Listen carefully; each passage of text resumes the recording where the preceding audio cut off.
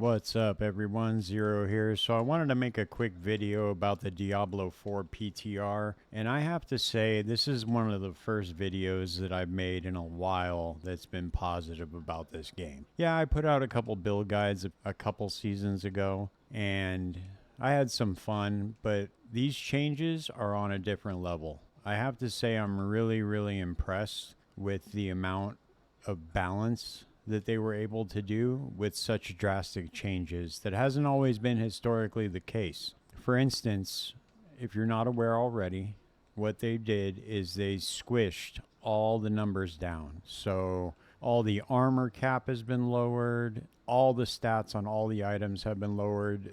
The drops have been changed now to where you're not just getting ancestral legendary items just as soon as you get into World Tier 4. They changed the World Tier system to something more resembling Diablo 3. If you're familiar, you have 3 starting difficulties that you can choose from. You can essentially play in the expert mode right from the beginning. Once you hit level 50, you're going to open up something called Penitent. There are some penalties for Penitent, but they're not drastic. You can do it with a well-geared character. As long as you have your build dialed in and you have your legendary aspects put together, you'll be able to do it no problem. And then once you complete the pit level 20, you can unlock Torment 1. From there, Torment 2 opens up at 35. Torment 3 opens up at 50. And I believe Torment 4 is at 65 or 70. I'm not really sure. I can tell you, you do not want to go to Torment 3 or 4 until you have your resistances and your armor capped, because every time you go up in difficulty, it's going to lower your armor and your resistances, as it should. I must say that I'm really happy with these changes. I always felt like the game was just too fast. It was rushing you to the end game, and then there was nothing to do. But with all the new activities that are coming in the expansion, I think that this game is headed in a really good direction. I love the new Rune Words system. I love the way that they did the items now. The only thing I wish they did was just remove rares and magic items, since they only have 2 affixes, or if they just added an affix to the rares. That's fine if you want to do it for RNG purposes with the magic items, have them have 2 affixes. That's totally fine, but give us an option to hide them. But what I like about D2 is, if you guys haven't played it, is with the rare items, or any item can drop with any amount of sockets, and you can actually use Rune Words to create an item. You sequentially add the runes in, and boom, you have yourself a badass item. I'm sure that they will add something like that in the future, but just an idea, maybe do something with the rare items, or just give them the same amount of affixes so you can, have a chance at getting a good rolled item, and then just slap your legendary on there. They did change the tempering now, so you can only temper 2 affixes onto items that are either unique or that are ancestral, and the ancestrals do not drop nearly as much as they used to. It's pretty awesome. It makes it to where the drops feel more meaningful, and I'm totally on board with this. I'm really loving the new rune system that they got. So the new rune system is cool. You have ritual runes, which basically are a requirement to grant you something called offering. So you either cast a skill or you move a certain distance, and it's going to give you that offering. And the offering is what's going to proc the invocation rune.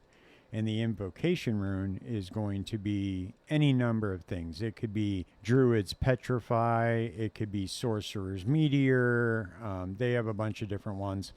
So far, I've tested out the Petrify and the Meteor, and I'm having a lot of fun with it. I'm going to test a bunch more combos.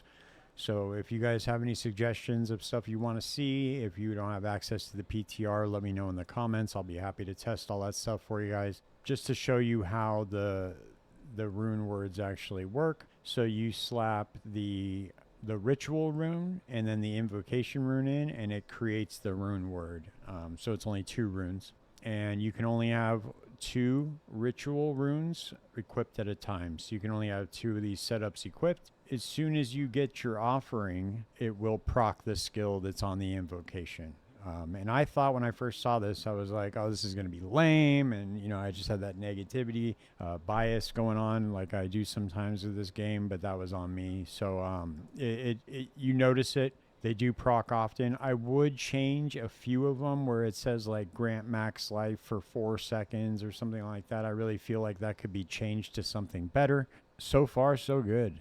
I am really, really liking the changes that they've made. I honestly wish that they made the leveling experience a little bit longer. You know, right now, strongholds are the meta for leveling, and they have this exploit going on where you could do it in a party, but you don't need to do it.